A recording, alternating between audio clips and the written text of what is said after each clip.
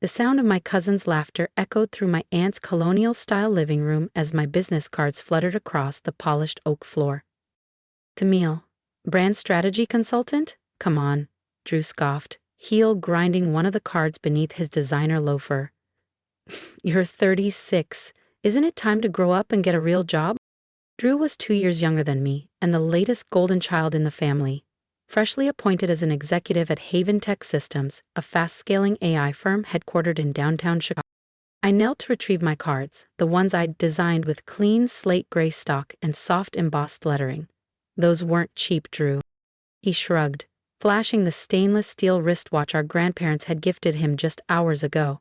Neither is failure. Consulting is just code for unemployed. My aunt breezed in with a platter of prosciutto crostini.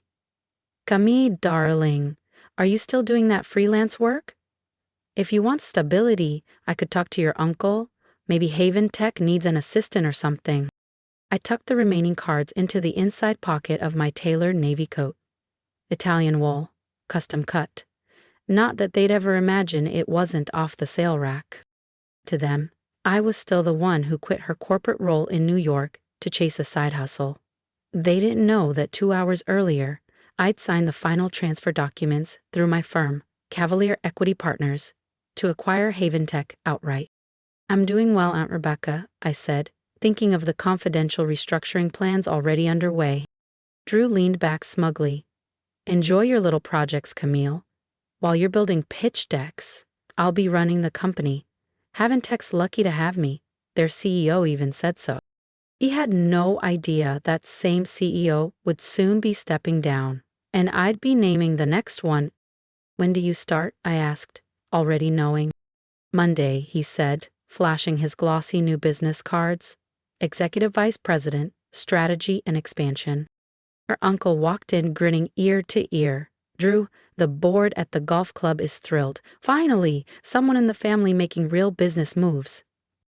I just smiled, imagining their faces when Monday's press release dropped. Cavalier Equity Partners acquires HavenTech Systems in strategic private deal. Founder Camille Vance to lead transition as board chair. No one suspected that behind the polished facade of Cavalier Equity Partners stood the quiet architect of HavenTech's acquisition, the same Camille Vance they'd dismissed as the flaky cousin with branding hobbies.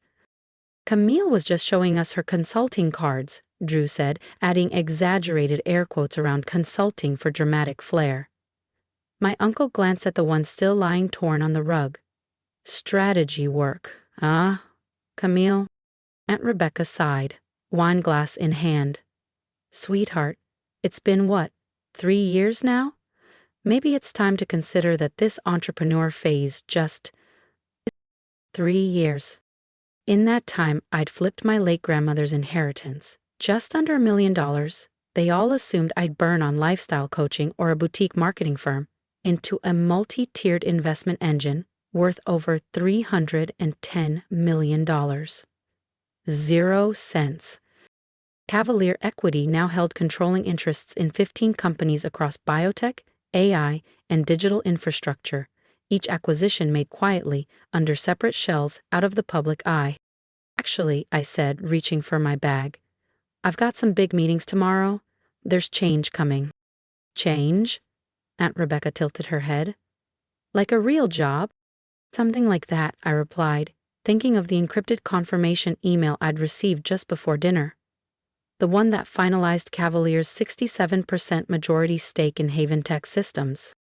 Don't expect help from me at Haven, Drew called as I headed for the foyer. They have standards.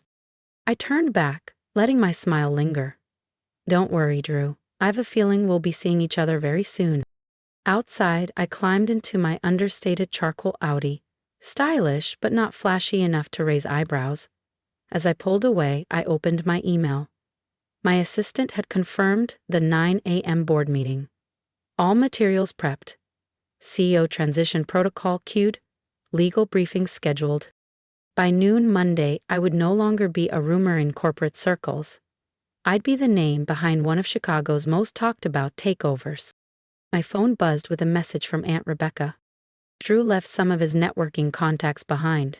Want me to save them for you? They could be useful. I smiled as I typed my reply. No thanks, I've got all the contacts I need. The weekend ticked by with a steady stream of group messages, family bragging about Drew's arrival, photos of his new corner office, his ergonomic chair, his gold-accented nameplate. I read each message calmly, from my penthouse office overlooking Lake Michigan, while the city's Sunday haze curled between steel towers, waiting to meet Monday's storm. The Cavalier Equity Partners logo pulsed softly behind my desk, sleek silver lines forming a soaring falcon poised mid-flight, fitting considering tomorrow's reveal would change everything. Miss Vance? Kate's voice filtered in through the intercom. All 17 board members have submitted signed NDAs regarding tomorrow's transition. Only the current CEO knows your identity. I nodded, thinking back to my private meeting with HavenTech CEO Graham Delaney last week. The look on his face when he realized the elusive force behind Cavalier was the cousin of his newly hired VP? Priceless. And Drew's orientation still starts at 8 a.m. with HR, Kate added. Yes, I said, glancing at the schedule. And the company-way announcement?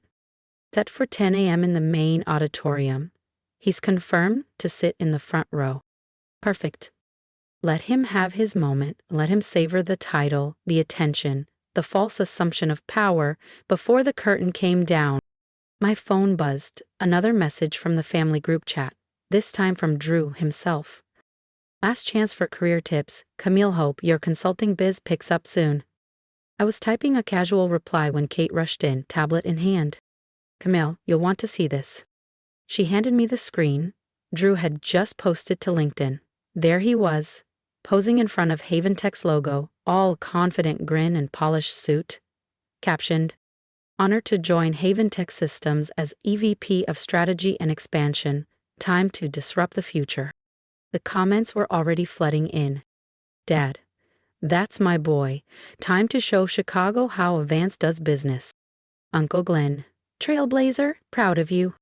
If only they knew.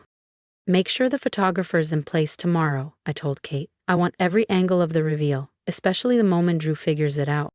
Already handled, she replied, then hesitated. Drew mentioned your parents might drop by to see his new office. Even better. Let them all witness what real strategy looked like. I spent the rest of Sunday refining tomorrow's transition plan. HavenTech had promise, but it was stalling under archaic leadership models. That's why I acquired it. Under Cavalier's direction, we'd restructure, digitize, and tear down the executive echo chamber. My phone kept lighting up.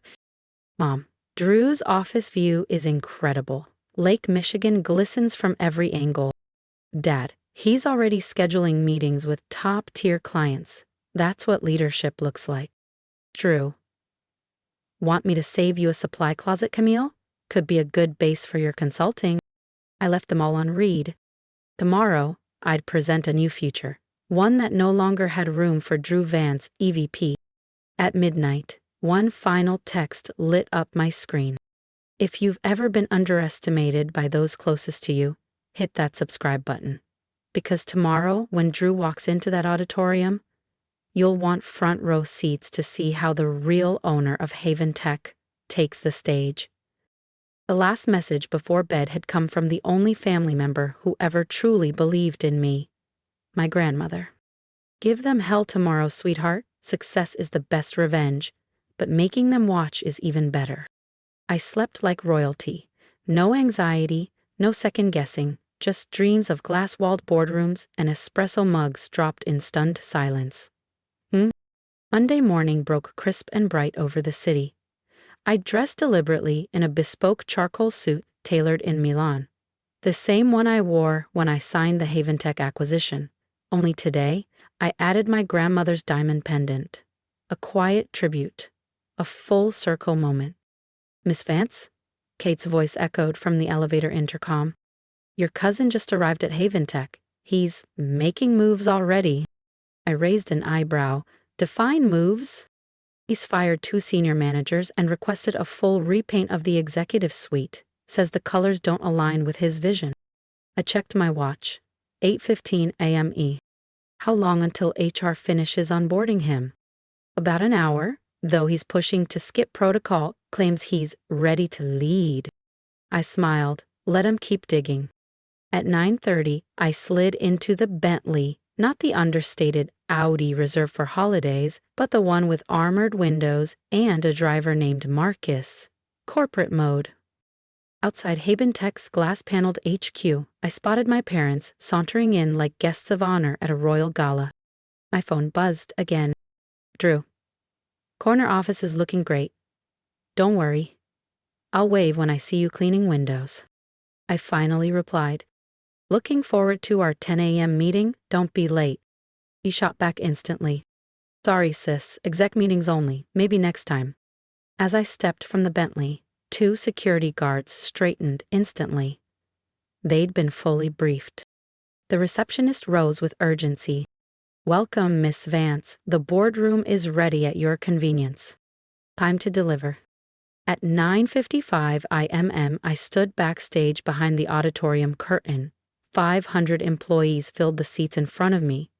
I spotted Drew, front row, flashing his teeth, parents on either side, assistants sprinting like her job depended on it. Everyone's in place, Kate whispered, handing me the latest shareholder report. And one more thing, she added with a smirk. Your cousin just sent a company ways email. I glanced at my phone. Subject. Welcome to a new era. EVP Vision for Transformative Leadership. As your new Executive Vice President, I promise to revolutionize HavenTech Systems. Change starts today. Drew's voice echoed through the auditorium, proud and booming. He had no idea how right he was. Backstage, Graham Delaney, HavenTech's CEO, approached me with a tight smile and a hint of panic in his eyes. Mrs. Vance, your cousin has already demanded the resignation of 3 more managers, he murmured. He's also threatening to restructure the data science and product strategy teams. I offered a calm nod. Don't worry, Graham, there will be a restructuring today, just not the way Drew imagines. At 10 o'clock a.m. EM sharp, Graham stepped onto the stage. The room quieted instantly, except for Drew's stage whisper to our parents. Watch this. They're about to announce my first major initiative. Graham's voice carried smoothly through the room. Good morning, everyone. As you know, HavenTech has recently undergone a strategic transition. Today I'm honored to introduce the visionary who will lead us forward, the founder of Cavalier Equity Partners and our new majority shareholder. Please welcome our new owner and CEO, Camille Vance. Silence, then the soft crash of porcelain. Drew's coffee cup hit the tile and shattered. Our mother clutched her necklace. Our father froze, jaw clenched, face draining of color. I stepped into the spotlight, my heels echoing off the stage. Thank you, Graham, I said, taking the podium with steady hands. For those unfamiliar with me, I'm the founder and CEO of Cavalier Equity Partners. As of last week, we hold a 67% ownership stake in HavenTech Systems. A wave of gasps, phones raised, screens lit up as whispers rippled through the crowd. In fact, I added, locking eyes with Drew, some of you may have received an email this morning about transformative leadership. I clicked to the first slide, a crisp display of Cavalier's successful tech holdings. The transformation begins now, though not in the way some expected.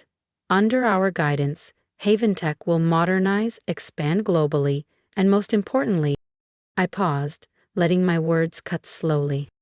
Eliminate outdated leadership structures that reward ego over innovation. From the front row, my father stood. This is absurd. I turned to security. Please escort any non-employees from the auditorium. We're entering closed session. Wait, Drew jumped to his feet. You can't do this. I'm Executive Vice President. I clicked the next slide, a new org chart. This position, I said, was eliminated this morning. Though I hear the IT department could use a junior analyst, I added lightly.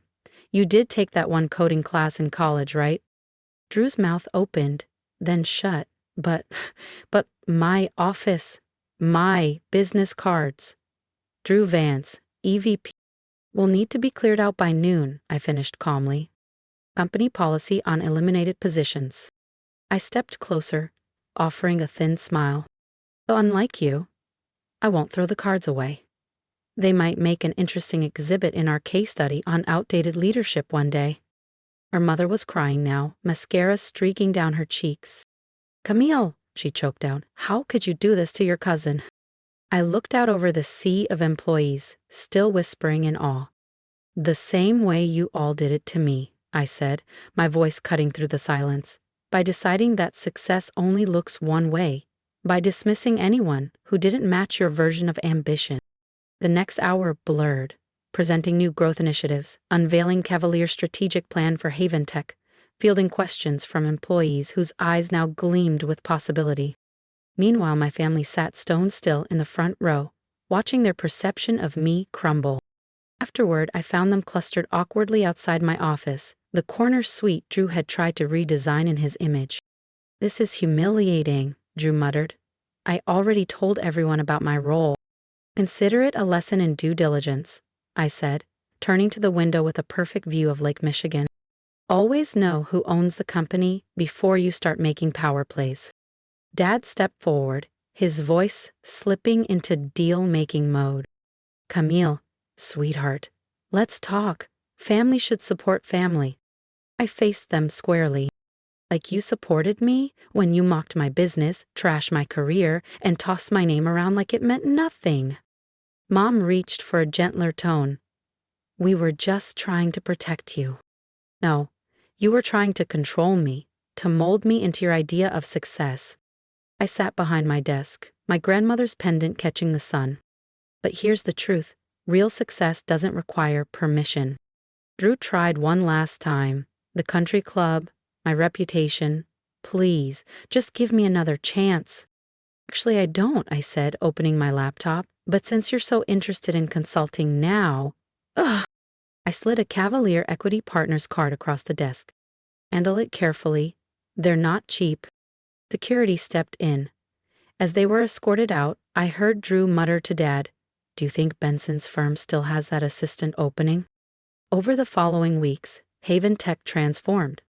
Innovation surged once the old hierarchy was swept aside. Teams collaborated freely, fresh ideas flowed, and productivity reached new heights. Employee morale soared. And when news of Cavalier Equity Partners taking the helm hit the press, HavenTech's stock jumped 30% overnight. My family's responses were predictably chaotic.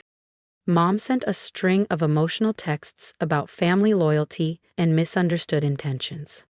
Dad flip-flopped, threats one day, desperate olive branches the next.